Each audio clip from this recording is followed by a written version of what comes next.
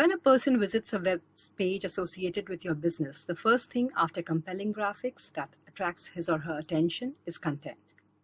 Research says that within 1.2 seconds, the visitor decides if your website is worth exploring or not.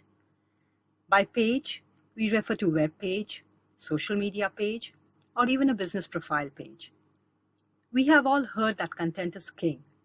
Earlier, it was website content, but the impact of social media and its integration with content has given a new meaning and role in marketing to content simply by itself.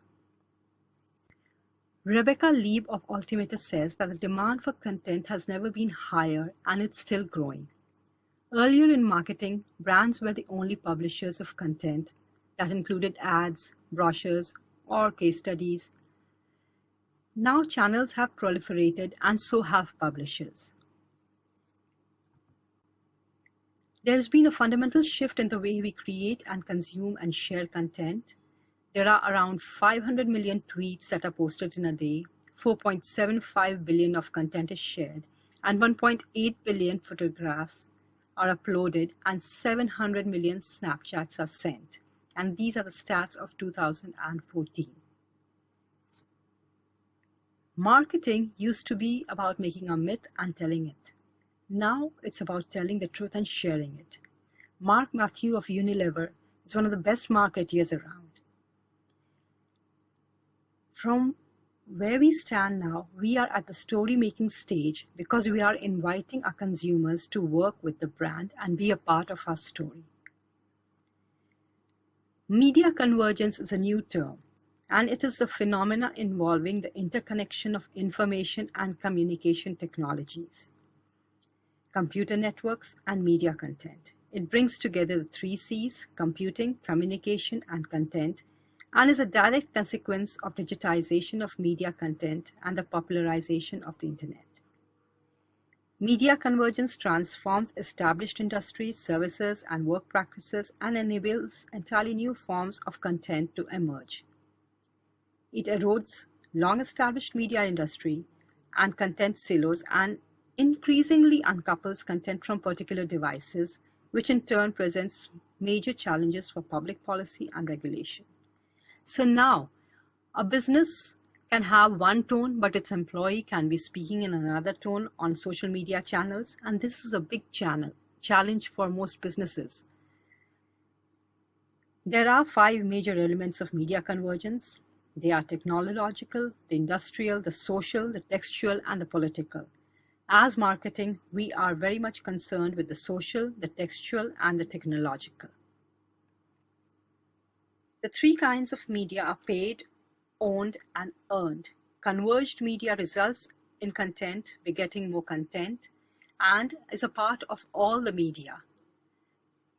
Paid media would be the advertisements that you're doing, the brochures that you are creating, or the writers that you are paying to create content for you. Owned media is what is owned by the corporates. It could be videos, it could be instruction documents, or it could be brochures, or it could be advertisements.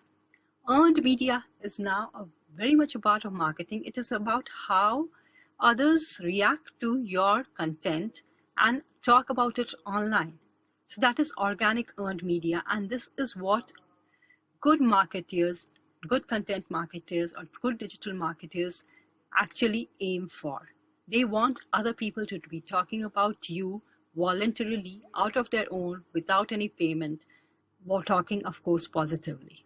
Kinds of content include websites, white papers, case studies, audios, videos, infographics, reviews, posts, ads, blog posts and articles. The list just goes on and on and on. Even emotion makes it to a kind of content because we are now increasingly using emotions to be a part of our messaging system.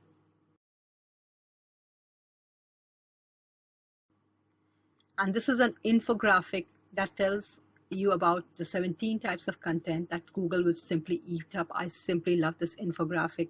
It's the Google monster that it's eating up all the kinds of media that we just talked about. So what is the objective of any content? It is to get the users one step ahead in the conversion funnel and to retain them. It's not just you're creating content just for the heck of creating content or just because you like creating content. There is an objective behind it, and that is to get the viewers or the visitors to your website or the viewers of your profile one step ahead in the conversion funnels or the sales funnel and retain them. So that's a tough objective, and how do you achieve it? Well, you start by identifying your goal. In basic terms, what are you trying to use your content to do for your campaign? What are the pain points that your content will help to solve? Identify your audience and segment them into micro levels. Try to find what valuable experience about from the product or service that you can deliver at a given stage to your target audience journey, and what makes your approach to delivering this value differently. Remember, your competitors out there. So what's the different story that you're talking about? Or what kind of solution are you giving to their problems? These all are part of your objective. In the early stages, just 8% of people are reading your content.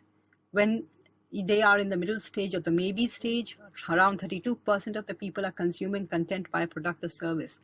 But it's the final stage that 60% people are actually looking at content, reading it, reviewing it. It could be reviews, it could be case studies, it could be, product specs, any kind of content that makes the buyer take the decision to buy a certain product or service. And this is how the buyer's service goes around. Understand the buyer's decision-making process. The first thing that a buyer comes to is the online influencers. They will read reviews, they will read comments, they might go to podcasts and even blogs. Then it's the discovery, like, okay, this product exists, they have positive reviews, but then why buy from them only? So they educate and then they search. They compare and then they consider, okay, should I buy now? Are they giving me a discount? Who to buy from? And finally, they decide to buy from you, and some of the factors that could work in your favor would be trust, capacity, and capability. Create a persona for each buyer stage. At the top of the funnel, your objective is to create awareness about a product or service. Next should be the middle of the funnel, that is evaluation. So the objective here should address the customer pain points, and the type of content should be very niche, useful, and very timely, like this is the pain point and this is how we have a solution to it. At the bottom of the funnel is when you are finally the visitor or the customer prospect has decided to take you or buy your product, and at this time you have to keep them in the loop for custom offers, product demos, case studies. These are the kinds of things that they're looking about when they decide to buy you over your competitors. And finally, at the retained customer stage, your objective is just to increase the sales or the transactions per customer. And the type of content here is personalized recommendation, which Amazon does an amazing job. Products that cost more, in the buyer stage, the decision to buy them takes much more longer time. Products that cost less, people just buy them on impulse. So when creating content, also try and keep that in mind. Types of content for different social medias. You need different kinds of content. So use Facebook for the middle of the funnel and the bottom of the funnel, because this is a platform to interact with people you already know. Use Twitter for top of the funnel, because this network can be used to broadcast your perceptions, new ideas, and reactions. YouTube you can use for all stages of the funnel, including retention. G+ for top, bottom, and retention. It's a perfect place to explore your passions, connect with people that you may not know but who share the same interests. Pinterest is used generally for the middle of the funnel when people are all in the exploring phase and you're pinning up things that reflect your interests or are expressive about you. LinkedIn can again be used for the middle of the funnel and the bottom of the funnel, because this account is suited for pimping yourself out, in other words, like marketing yourself and your abilities to others. If you have like Instagram, you can use Instagram, especially if you're into luxury goods, products, celebrities.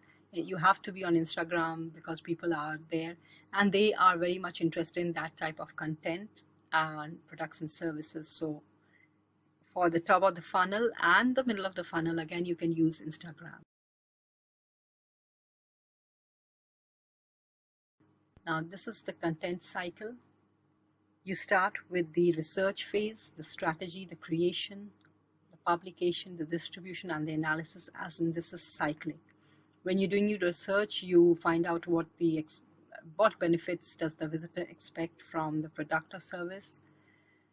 And then when you come to the strategy, then you create based on those benefits and based on when you research where your customers are and at what buying decision stage do they search for what particular type of content, you create your strategy. Then you create the content. Then you publish them where it's relevant. You distribute them, and then you again analyze what's working for you and what is not. To become a successful content marketer or to market yourself very successfully through content, here are some of the guidelines. Research your target market well and create content for them.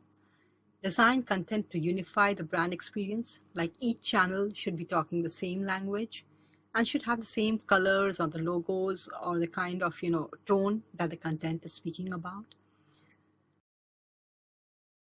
Score the web to get consumer insights.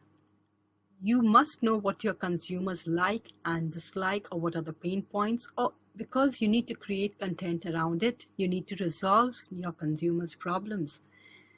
And therefore, research a lot on the web about their pain points.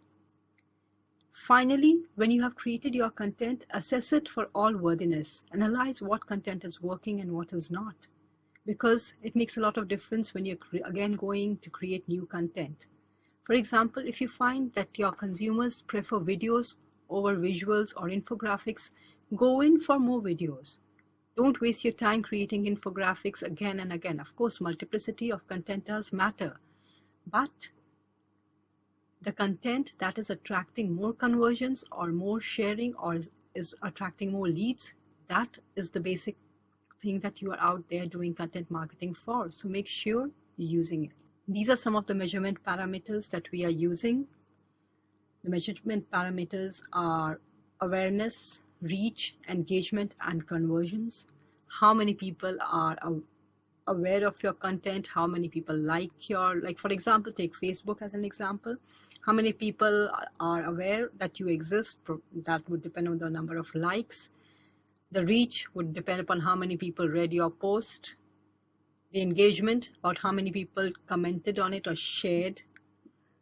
And the conversions was how many people just came and took up, signed up for your event or visited your web page or even clicked on your ad.